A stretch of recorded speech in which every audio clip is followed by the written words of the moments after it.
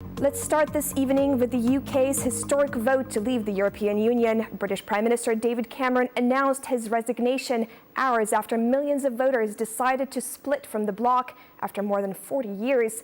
Global markets plunged into turmoil during early trading today, with the British pound falling 10% against the dollar, a low not seen since 1985.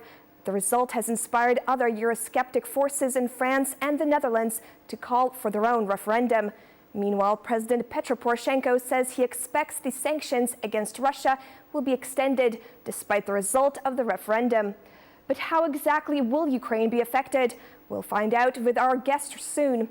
Firstly, let's have a listen to what Mr. Cameron had to say on the famous steps of Downing Street in London.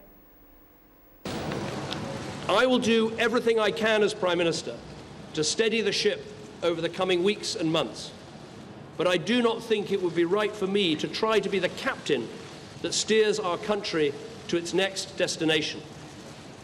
This is not a decision I've taken lightly, but I do believe it's in the national interest to have a period of stability and then the new leadership required. There is no need for a precise timetable today, but in my view, we should aim to have a new Prime Minister in place by the start of the Conservative Party conference in October. That was David Cameron speaking there. Now, the referendum result has also sent shockwaves through Brussels. It's rather uncharted waters for the EU, as no country has ever left the Union.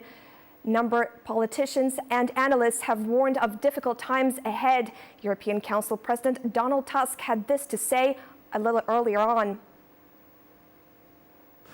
Today, on behalf of the 27 leaders, I can say that we are determined to keep our unity as 27.